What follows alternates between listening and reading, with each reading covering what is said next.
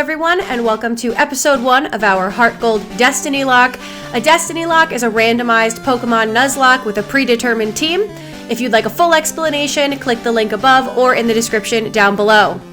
Last week, I asked you to vote for the team that we would use for this playthrough, and the winner was team number 2. We'll add them to the layout so we don't forget who we're allowed to catch. Then, I asked you to vote for our starter. The vote was close, but in the end, the winner was Dragonair. We randomly selected someone who commented on the previous video to name our starter after, and the winner was Hardcap Games. I spelled your name wrong on the wheel, but I know it. Here's his channel right here. I'm going to post a link above, and I'm also going to post a link in our description. Make sure you check him out and give him a sub. Now it's time to pick up our starter and get this show on the road. Something we need to keep in mind is that since this game is randomized and we're limited on which Pokemon we're allowed to catch, we'll need to thoroughly check every route to see what kinds of Pokemon are hiding there. Luckily, Nuzlocke rules don't go into effect until we get our Pokeballs, so this is our chance to grind up some levels without risking ending the Nuzlocke before we even hit the first gym, which is a very real possibility because there are some crazy things hiding in the grass here. We also don't want our Nuzlocke to start early, so if we see any items on the ground, we're going to leave them there until after we get our Pokeballs from the catching tutorial. Let's grab our running shoes and a map from this elderly stranger. Thank you, sir. Get our Apricorn box and check Dragonair's ability. He's got Shed Skin, which will be really useful. We will be allowed to use items in battle for this particular challenge, but this ability will save us a couple moves here and there. We don't run into any of our potential encounters, nothing we can catch on Route 30, which is not really a surprise. We would have to be really lucky to get an encounter this early in the game. So let's grab the egg for Professor Elm and then head back to the lab. The rules of this Nuzlocke have put us in a position where we have no idea when we might be able to add more Pokemon to our team. At this point, the only Pokemon that we know we'll be getting anytime soon is this egg, once we get past the first gym. Hopefully it's something good cooking up in there, or I'm going to scramble him. On our way back to the lab, we run into our rival for the first time, and it looks like the Pokeball that he stole contained Happiny, which f***ing sucks for him.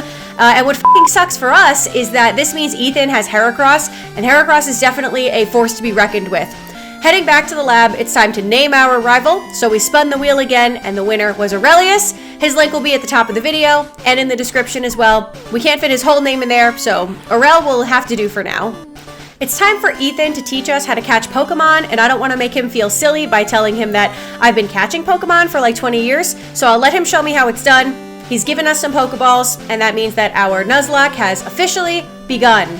Let's pick up a few more Pokeballs in case we get lucky and find an encounter. We'll grab some potions, and we'll grab an antidote, and start making our way to Violet City, being sure to thoroughly check each route for potential encounters along the way. We battled 2 youngsters. The first one is Youngster Joey. We love Youngster Joey. We are not going to give him our phone number, though. I'm really sorry, Joey. The second one almost ends our Nuzlocke right then and there. I don't know who gave this kid a Kyogre, but it's a problem for me. It's fine. We get through it, and we carry on. We don't find anything that we're able to catch on Route 31, unfortunately, and we're trying also not to get too over-leveled. That way, if we do find something, we can at least weaken it a little bit before throwing some Pokeballs. We're not going to find anything in Dark Cave, which is a letdown, but not a surprise, so we'll jump right ahead to Violet City, heal up, and check Route 32 before heading into Sprout Tower. Here on Route 32, we get some incredible luck this early in the game, and we get our first encounter. It's a Fanfy. He's so cute. He'll be so useful. I can't wait to add him to the team, but first, we have to catch him. And we have to be so careful not to knock him out, because this is a Nuzlocke, so if we knock him out, we can't catch another one. That'll be it for us.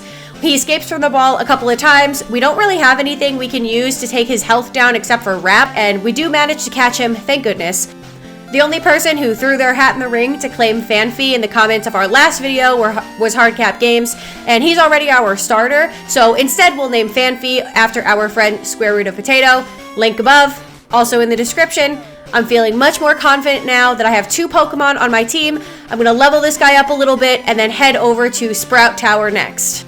The only wild Pokemon that we encountered in Sprout Tower was a Whisper, which we cannot catch, and we're able to defeat the tower's Sages and the Tower Elder pretty easily. After we win our battle with the Elder, something really weird happened to my game, and I thought we were going to lose our save file, or maybe that our game was haunted, but I fixed it, crisis avoided. It's time for us to head down to the first gym. So let's get over there. Faulkner is supposed to be a flying type gym leader. Of course, this is a randomized game, so we have no idea what he's going to throw out. His first Pokemon ends up being a Luxray, and then he brings out a Chatot, so at least he got to keep one of his flying type Pokemon. Our first gym battle was a success. We have no casualties. We're good to go. Square also wants to learn Rollout, so we teach that over Growl. And we're about to get our first static encounter, which is the egg that we delivered to the professor earlier. We don't know what it's going to be yet, so we'll add it to the layout as just an egg for now and head over to Azalea Town. On our way to Azalea Town, we pass through Union Cave. Unfortunately, we don't get any encounters in here that we can catch. This is the first time in my life I've been disappointed to not find a Zubat in a cave, but that's fine. We have a few battles, we pick up a few items, we don't really get anything too special. I would love to find like some leftovers or a Master Ball, but no such luck, not yet anyway. In a perfect world, we would be able to get our hands on an EXP share, but none of those either. Square does have the pickup ability, so maybe he'll pick up something good for us along the way, make himself useful. I'm just kidding. He's already useful. We love him so much. I don't want to be ungrateful for getting an encounter this early in the game, so I take that back. Anyway, we check for some potential encounters on Route 32, and while we're there, our egg hatches. We get a Pidgeotto, which I'm really psyched about, and we'll name it after our friend Disaster Gaming and link his channel above and in the description.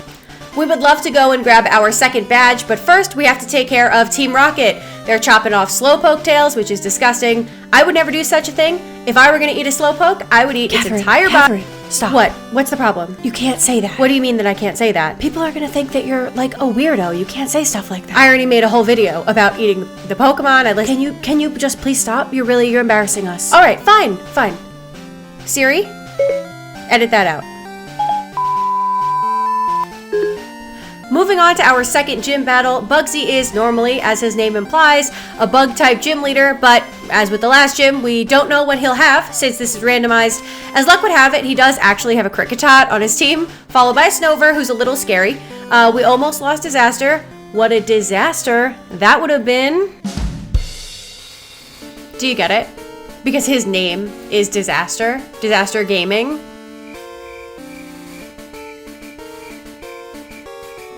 Bugsy's ace is a Ho-Oh, which is as far from a bug-type Pokemon as you can have, and he's pretty scary. We come incredibly close to losing Hardcap, which would have been a nightmare, but the RNG comes through for us, and we win. We've earned our second badge, 2 badges down, 6 to go, and that's the end of episode 1 of our Pokemon HeartGold Destinylocke.